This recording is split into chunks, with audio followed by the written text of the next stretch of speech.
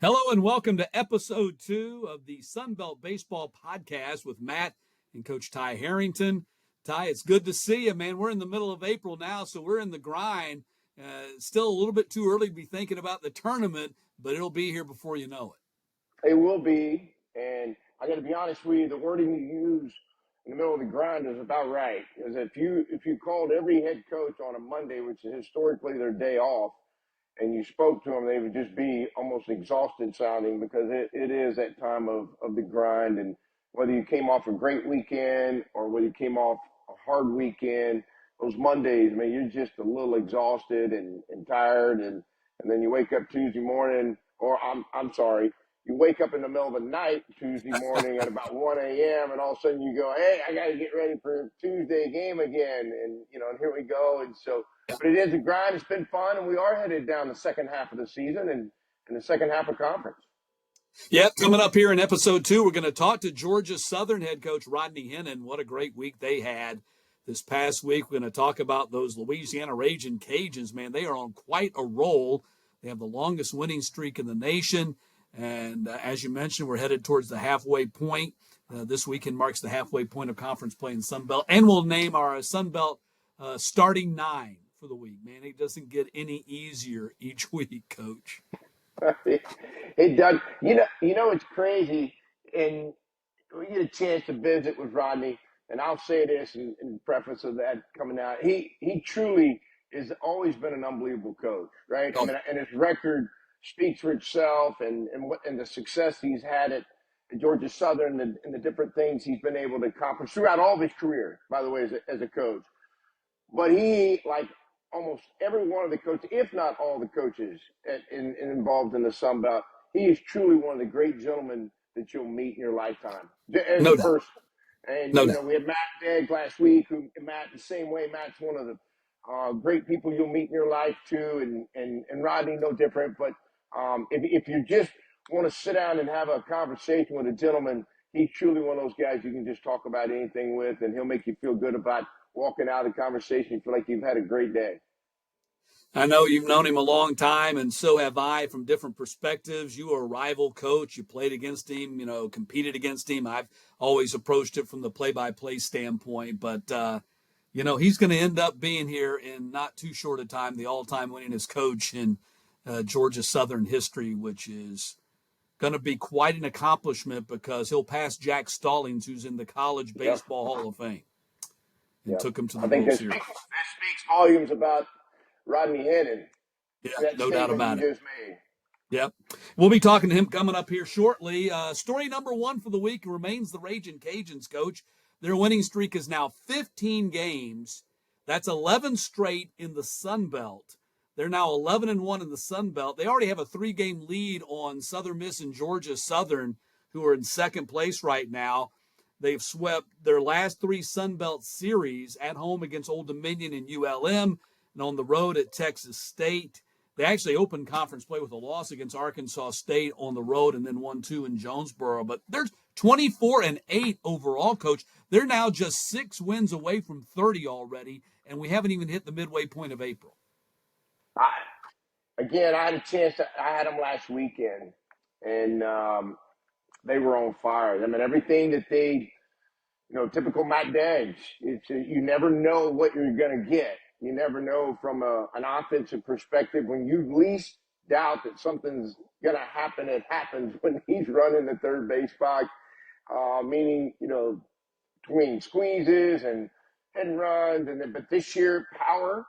They've got a lot more power in their lineup this year, and they don't run as much as what you would historically think of one of his teams. But they're still in that.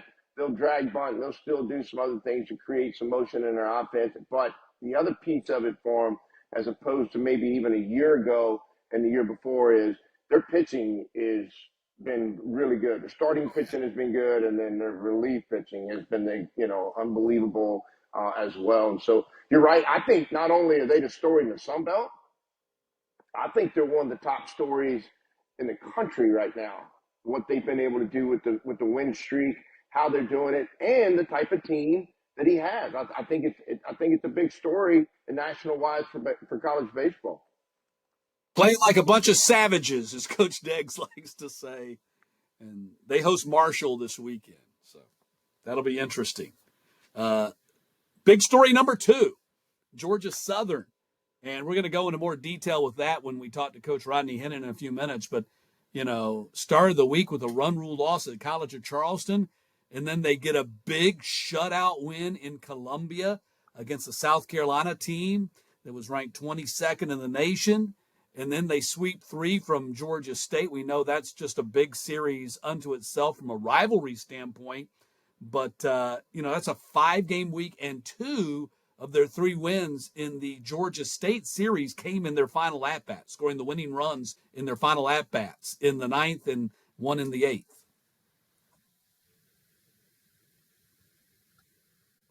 Well, I want to back into. I lost you just briefly for a second, but I want to say a couple things about the week for Georgia Southern, and the Tuesday game they get beat up, and all those things that can happen in college baseball, but I got to be honest with you, for them to come back on a Wednesday and throw a shutout.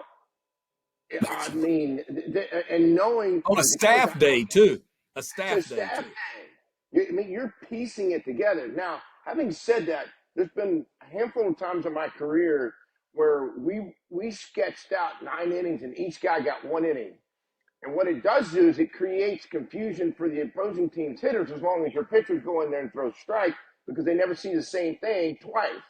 And so it can, as long as everybody performs or executes, it does make it tough on the opposing team hitter. But to me, beyond that part of it, for them to lose on a Tuesday like that, come back on a Wednesday and throw a shutout, and then head in against your rival on a weekend, grab some momentum off that Wednesday into that rival, and as you mentioned, to win on your 2 of the games in the latter part of the game, your last at bat in one of them, and next to last in the other. I mean, that's pretty impressive, but I think also speaks about his team's personality as well as the personnel, but his team's personality. Yeah, story number 3, we had 2 other sweeps in the conference this past weekend. James Madison, what a crazy hitting team. There's just a hitting machine kind of team here. They took 3 from App State, another big offensive team. And Troy swept Arkansas State, getting a walk-off in the series finale on Sunday to complete the sweep. Yeah, and when you go in there and you look at the runs scored for them, I think Troy scored 35 runs on the weekend. JMU scored 32. And I had a chance to watch James Madison a little bit a couple weekends ago when they played. First time I really got a chance to watch them play some.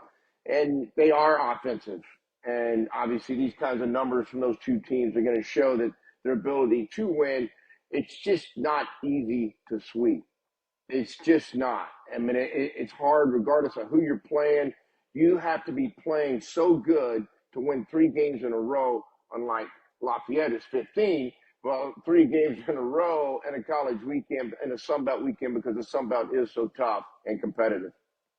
Yeah, the Dukes are 19-12 overall. They're 6-6 in the Sun Belt, but they still have the second best RPI in the conference. It's in top 30 territory. We'll talk more about that when we hit the latest RPI coming up here in just a few moments. But they're a team to not be forgotten when we start talking about postseason consideration. And still a lot of baseball to go, but they're in a good spot as we approach the halfway point. There were 3 other teams that won their series. Coastal Carolina took 2 out of 3 from Old Dominion, got another great start from their freshman Sunday starter, Cameron Flukie, who's gone 10 scoreless innings now. Hurd got great pitching. They went 2-1 against Texas State. We had a complete game shutout, a 9-inning complete game shutout. We never see that anymore. And then the Golden Eagles ended up taking 2 out of 3 at South Alabama over the weekend as well. Yeah, and all those competitive games of series, even some of the. Now, I'll go back and I can't wait to talk to Gary at some point, Coach Gilmore at some point. Their offensive numbers are through the roof. I mean, you go in there and you start digging in there, the number of homers. They got guys with, double-digit homers. Barthol and all those guys, yeah. I mean, and just, hitting almost 310 as a team in college baseball, that's hard to do. And nowadays, and I mean, I'm anxious to see, his response and what he thinks, because one thing about Coach Gilmore is if you ask him a question, he's going to give you his opinion and his thought about it, and it's not going to be Yeah. fluffy. It's not going to be No, it's fuzzy, not. warm feelings. It's not. It's going to be what it is. I mean, the guy's one of the all-time greatest coaches in college baseball, and part of it is because he's honest with himself and everybody around him, and so it'll be anxious to see how it is. And the thing is this weekend that would be interesting about Coastal and Georgia Southern, and with them playing each other, is it is a really offensive Coastal team, and I think when you go in and look at Georgia Southern, their starting pitching is pretty good. So who gives and what gives this weekend in that weekend series? That's a great observation on that. So that's going to be interesting. We'll be talking to Gilly. Rest assured, we'll be talking to Gilly here sooner than later as we go through our Sun Belt podcast every week. All right, standings. We told you Louisiana's on top. They're 11-1, and then you got Southern Miss and Georgia Southern. They're tied for second now at 8-4. You got Coastal, Troy, and Georgia State knotted up at 7-5, and then you really get into a quagmire. It gets bunched up in a hurry, and you got three teams down at the bottom got some work to do in ULM, Arkansas State, and South Alabama. So RPI, Coastal is at 22. That's number one. James Madison's at 25 as we start this week. Southern Miss 44, Georgia Southern 49, Louisiana 52, and Old Dominion's at 55. So those are really the teams that right now, if the season started today, or postseason started today, and it doesn't, but if it did, those would be the teams that are in the conversation, I think. Yes, most definitely. When you start digging into the RPI and the value of it, and sometimes the personality of the selection committee values it more than others, that always comes into play. But with the past history of the last couple of years with the Sun Belt and what the Sun Belt's been able to do with the number of teams they put in the postseason into the NCAA is always, you think, can and will and should play in the mind. But then also, a lot of those teams that you just described in that top 55 are going to go play some other teams, and they're going to trade values with the other teams in the Sun Belt for the positive side of it. And it'll help them, and it'll help the Sun Belt all overall, I think. And so it'll be interesting to see. I mean, the second half of conference, there's a lot to it. Staying healthy and being able to play, like you've been able to play, and being able to win on the road becomes huge, because it is hard to win on the road in the Sun Belt. Before we bring Rodney in here, let me ask you one last question in regard. And again, to me, it's never too early to talk NCAA tournament stuff, because that's where all the really fun stuff and conversation is. But how about the success the Sun Belt's had? Not just getting 4 teams in, but teams have been able to make runs and make pushes. And Southern Miss has had back-to-back supers, and Louisiana pushed Texas A&M to the brink, and Georgia Southern hosted a couple of years ago, and Troy's had some success, and South Alabama nearly won a regional at Florida a couple of years ago. How much does that play into when the committee sits down and looks at, well, this team, they get in, and not only do they get in, we don't have any 2-and-outs here. We have teams making pushes to the finals and maybe even winning regionals. No, it's huge. No, it's huge because, like I said, the history of what you do as a conference comes into play. They can take the RPI and say, okay, this is what it is. But then if you go out and you play in those regionals and you don't do well, they take that into consideration the next year. Well, maybe it wasn't as what we think, or whatever that might be, but that's not the case for the Sun Belt. They've been able to defend their multiple teams, meaning they've gone out and they've got history of doing good. So when the committee does sit down, they can defend themselves by saying, hey, look what these guys did. They make it, Louisiana made a great run. Coastal made a great run. Coastal's a former national champion. There's a lot of different things that you can drop into that, discussion bucket that all adds to the positive of what the Sun Belt has done and what they're about to do. So stick around. We got the Sun Belt starting 9 coming up. That's going to come up right after this interview, right after we talk to Rodney Hennon. Time now to bring in Georgia Southern baseball coach Rodney Hennon. Coach, thanks a lot for being with us this week. Well, appreciate you having me on, Matt. It's always good to see you and Ty, and get a chance to talk baseball. We're excited about it, and what a crazy week for you guys. You start with a run rule loss at College of Charleston. Not exactly the way you want to start a 5-game week. No. But then you head north, get an 8-0 shutout of South Carolina on their home field, come home and sweep 3 games from the Georgia State Panthers on your home field, and now you're in second place in the Sun Belt Conference. What a crazy week. How can you predict that? Well, you can't, that's for sure. But, anytime, and Ty knows he's been there, anytime you've got a 5-game week, that's always a challenge. And certainly it did not get off to a good start over in Charleston on Tuesday. But, really proud of the resilience of this team. And I think it speaks to the character of our kids and the leadership that we have in the locker room to be able to bounce back the way that we did on Wednesday on the road at South Carolina. A huge win for our team, and we really needed that, to get some momentum back heading into a big series this past weekend with Georgia State, another quality team, and we were in 3 battles over the weekend, and very fortunate to come out on top.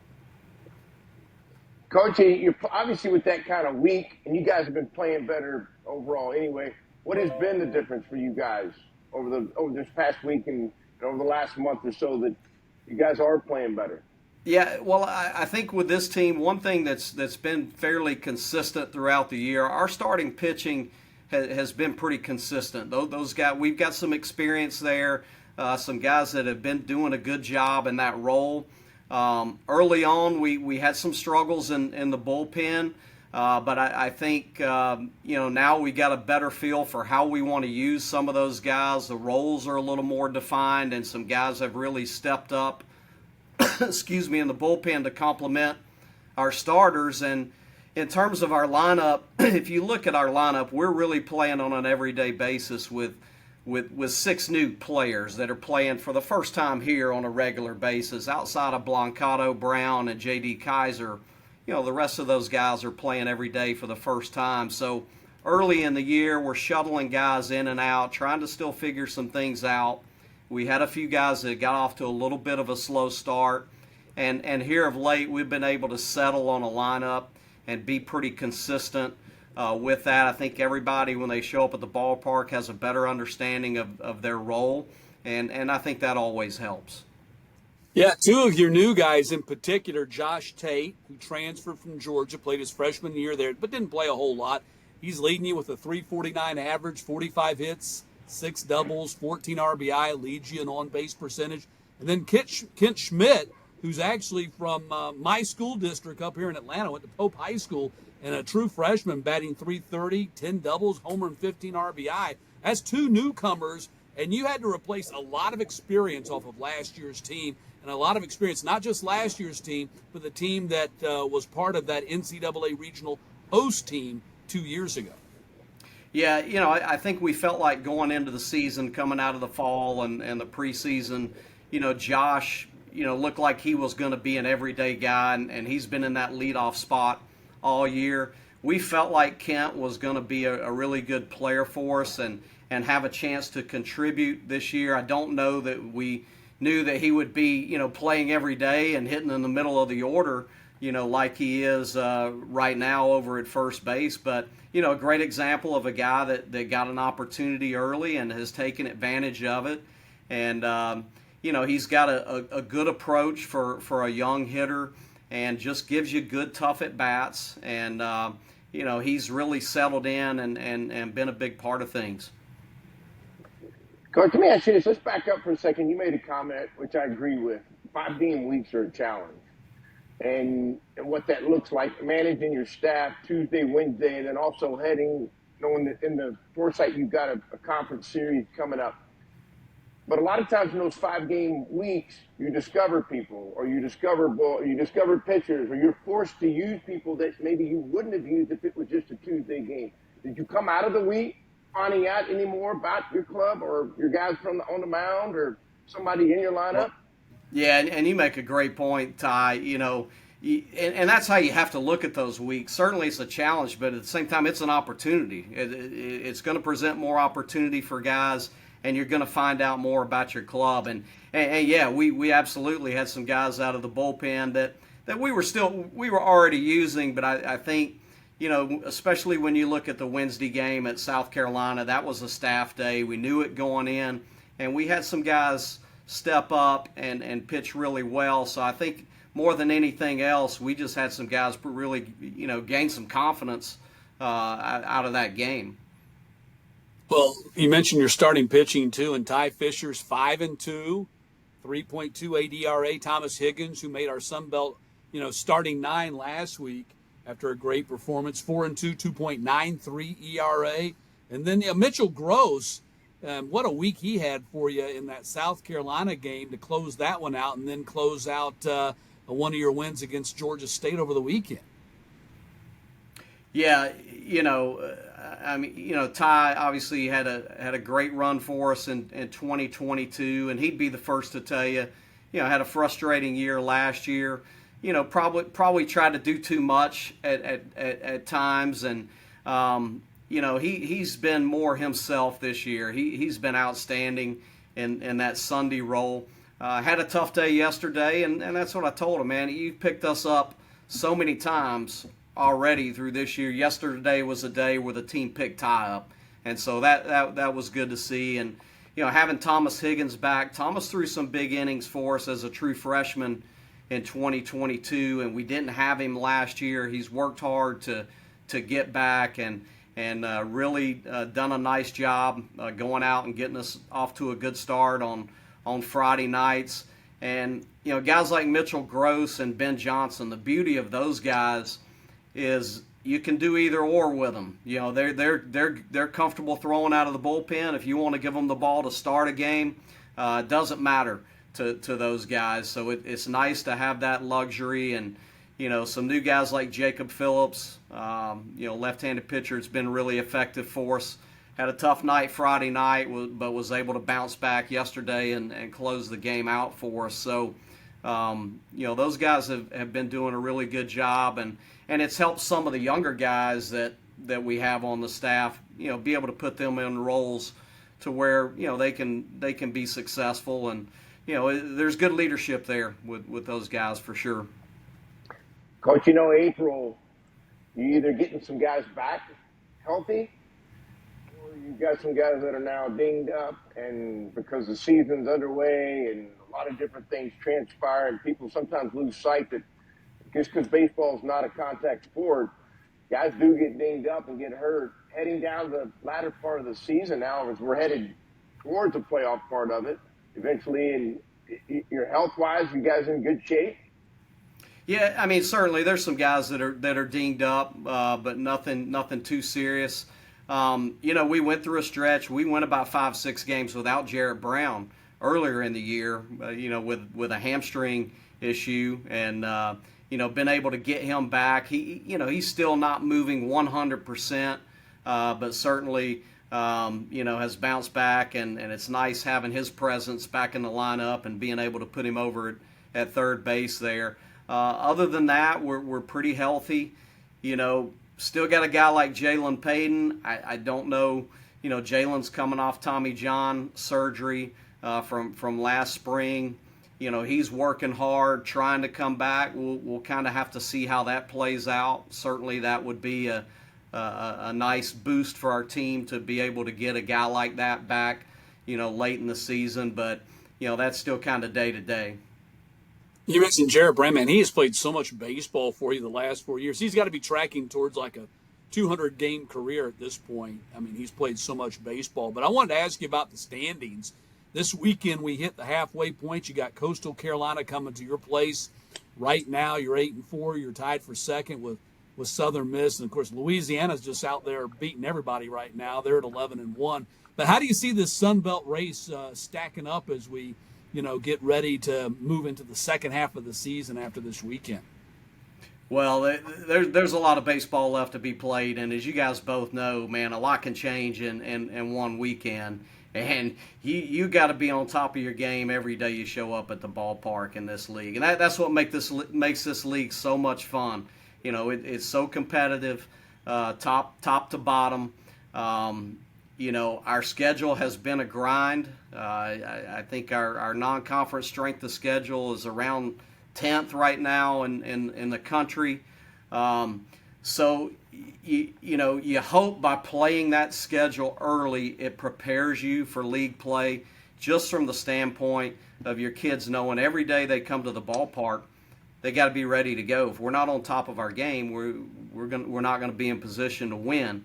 At the same time, we try to look at it as every day we show up, we have an opportunity to help ourselves because we are playing a good club, and just trying to focus on being as good as we can be every single day, being as competitive as we can be, and hopefully the rest of it takes care of itself. Coach, you think, because if you go into the Sun Belt, you guys having multiple teams in over the last couple of years, NCAA-wise, most of the teams, if not all the teams, midweeks have always had a great schedule. Do you think that's part of the recipe for the league overall, and why you're having 3 and 4 teams over the last couple of years getting into the NCAAs? I think it's definitely helped. I think if you look around the league, everybody is playing a tough schedule outside the league, and most of us are fortunate we're in areas where we can play quality opponents midweek. You look at our state, this weekend, the series with Georgia State, playing a Kennesaw State who has a strong RPI, Georgia Tech, Mercer, a solid club. So we're fortunate to have clubs close by. College of Charleston, who we played last week. All those are good teams that are having good years. But yes, I think if you look around the league, I think coaches have tried to schedule tougher and kind of strengthen their schedules, and certainly that helps the league. I think the league has earned more. I don't know if the word I'm looking for is credibility, maybe outside just the region, because we've been able to get multiple teams in for the last couple of seasons, and I think right now we've been 4 or 5. If you look at the conference RPI rating, in the nation, so it definitely speaks to the strength of play within the Sun Belt. I don't think there's any doubt Sun Belt is a Power 4 or Power 5 conference in college baseball. Our final question for you, as you can see behind me, I'm watching your game there at Clements Stadium, and what a fabulous facility you guys have built and created there and continue to add on to. What did the hosting, since we're on that topic, what did hosting in 2022, hosting an NCAA regional, mean for the credibility and the stature and position and station of your program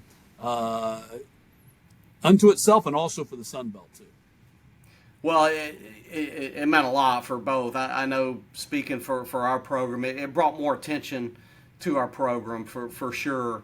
And we've always gotten great support here from, the student body, from the community. One of the beauties of being a college town like Statesboro, but certainly that really generated some momentum here locally and energized our fan base even more. We set an attendance record last year. We're on pace to set another record this year. We had over 3,200 at the game on Saturday with Georgia State, and heck, that's with the local schools on spring break. So, it certainly has helped there. And we've got great leadership here. Our president, Dr. Marrero, Jared Benko, they have great vision for our department. We've got plans to, undertake a $10 million renovation to build a new clubhouse here with, new offices, new locker room, team meeting room, indoor cages, an indoor pitching lab. Some cool things for the fan experience. We added the Yellowwood deck. I was going to say that Yellowwood deck out there just looks like too much fun. Yeah. I'm a little envious sometimes looking out there. I know those guys have a good time. But with the new clubhouse, there's going to be a patio area. We're going to have some tailgate spots and even a little bit of a takeoff on the left field lounge at Mississippi State, where our fans will be able to customize some areas right behind our dugouts, and we'll have grills in that area. So, again, the vision of Jared and Dr. Marrero, to constantly work to improve. And if you look around the Sun Belt, some great facilities in our league, and it continues to add to the growth of our league, and certainly the growth of our program. And it's an exciting time, and it's an exciting time to be a part of the Sun Belt for sure. Rodney, thanks a lot for being with us. We really appreciate visiting with you. Can't wait to see your team play soon. Well, great seeing you guys, and appreciate what you guys do. We talk about the league and the growth of the league, and what you guys do to bring more exposure to our league and to baseball in the Sun Belt. We appreciate what you guys are doing, and always great to see you guys. Rodney, good luck, my friend. Thanks, Ty. Great seeing you. All right, thank you.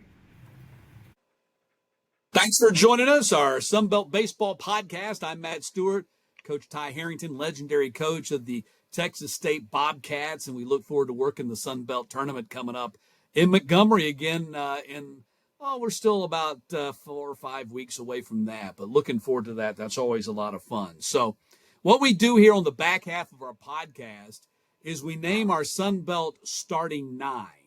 And so instead of just choosing one player of the week and one pitcher of the week, we kind of fill out a lineup card here. And you would think, okay, that's easy. You're choosing 9 guys. No, it's not. Because it seems like, Ty, every week it's different. We might have, seems like this week in particular, we had a big competition of second basemen. We had a lot of guys competing for second base. So we'll go through it here. We'll start with our catcher. And I'm going to go with James Madison catcher, Jason Scavone. He went 3 for 7, couple of homers, 2 RBI, hit his 9th homer on the season. Remember seeing this guy in the tournament, just a big physical catcher, defensively and offensively. Yeah, and look, a lot of these names, as you're going to, and you're right, but when you start digging and researching from the weekend, I'm just going to stop you right now and say, I'm going to sign this lineup card and turn this one in. And then after sitting there reading these stats with these guys. And so, yeah, no, I mean, look, you've done such a good job of researching what these guys have done this weekend and what they were, the types of weekends they had. And obviously when you go through this, it's going to certainly speak for themselves and the type of players they are. First base, Georgia Southern freshman Kent Schmidt, and you heard us talking with Rodney Hennon. This guy's been a surprise for him. They didn't know he was going to be this good, but he went 7 for 11, couple of doubles and 3 RBI, 4 runs scored. For a freshman, that's not. Yeah. It's just not amazing. Easy. This league is tough. It is, and for a young guy to come in there and have these kinds of weekends, it creates the success they had this week. That's part of it for Georgia Southern. Second base, James Madison's Mike Mancini. He's got a 13-game hitting streak, 5 for 12, couple of doubles and 6 RBI for him. Kyle DeBarge, our shortstop from Louisiana. He had 2 home runs, a double, 6 for 11, 5 RBI, had his 3rd multi-home run game, and he's deserving of all the great things we can say about this young man. Well, you heard what Coach Dick said about him last week. He said this is one of my all-time favorite guys to coach and to watch play. And, of course, we've seen him. And I had a chance again to watch him last weekend too. And he is a tremendous player. Third base, we've got Abs Austin St. Laurent. Went 7 for 14, a double, a triple, a home run, 3 RBI, 4 runs. So he hit for the cycle for the week. I know that doesn't necessarily count, but it's big. 4-hit game on Sunday. Outfielders, we got James Madison's Fenwick Trimble. He had a big week, 6 for 12, homer, 3 RBI, his 5th 3-hit game. Dalton McIntyre, this guy for Southern Miss, coach, is just a hitting machine. 10 for 15, couple of RBI, had a 4-hit game on Saturday, came back and had a 3-hit game on Sunday. 10 hits is a month for some people. Not no just doubt. one weekend. That's a month's worth of April for March for some people hitting wise.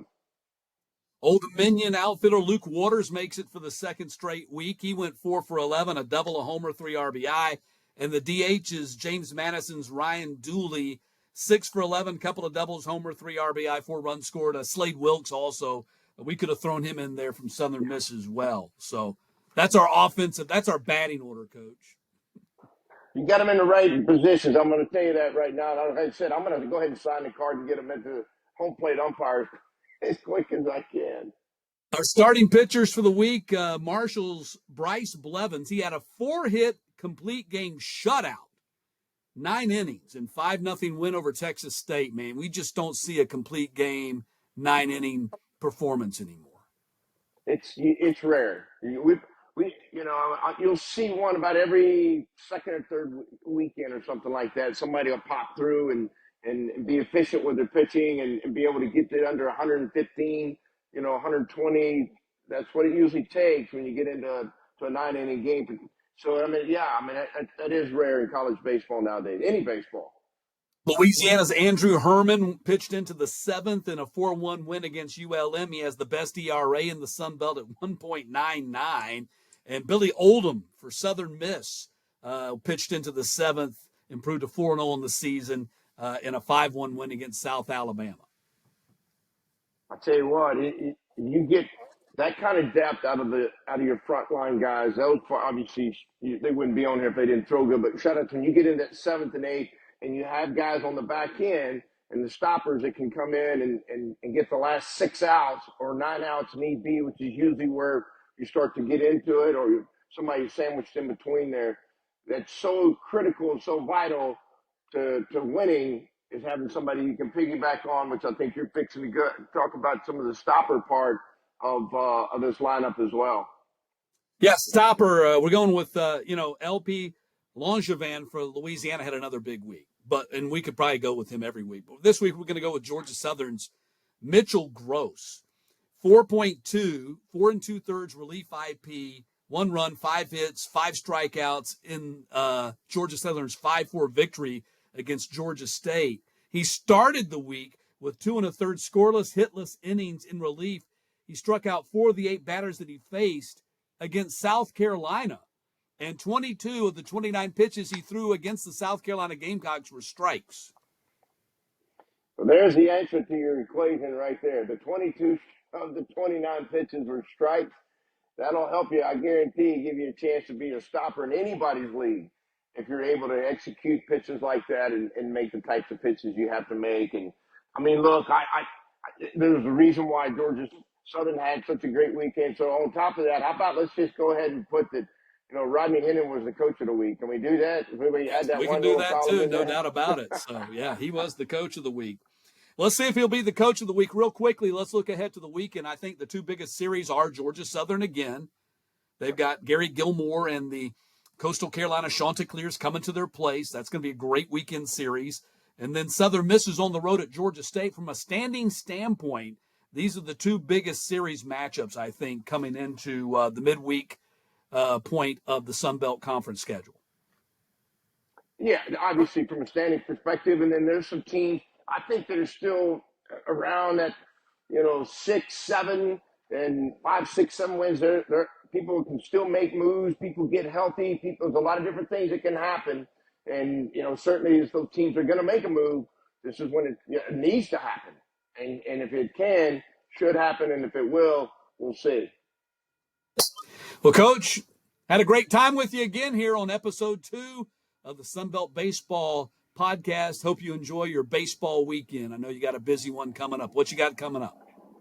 This week I've got Texas State and the University of Texas in San Marcos on Tuesday. Wednesday I go to Austin and do radio, and we'll have Texas and Texas State again. They do a back-to-back series, which has been a lot of fun. They've done it, I think, the last 2 years, 3 years maybe. It's been a lot of fun, so I'll be on both sides of that, and I'm looking forward to it. And then I have a rare weekend off, and I'm going to watch my daughter play sand volleyball this weekend, which will be fun. And then I'm actually going to go watch some high school games as well with some friends and some old coaches that are friends of mine. And so it's not like I'm not going to not have any baseball. I can't apparently get that out of my lifestyle, or don't want to get it out of my lifestyle, to be honest with you. So you got a big baseball. Got a big baseball weekend coming up. And so I've got Georgia hosting Kennesaw State on Tuesday night, and then I'll have the second and third games, the Friday, Saturday games in the Missouri at Georgia series. And the Missouri Tigers just swept the Florida Gators over the weekend in Columbia, Missouri. So that should be an interesting series between those two. So, Coach, look forward to it. Talk to you next week. Sounds great. Thank you.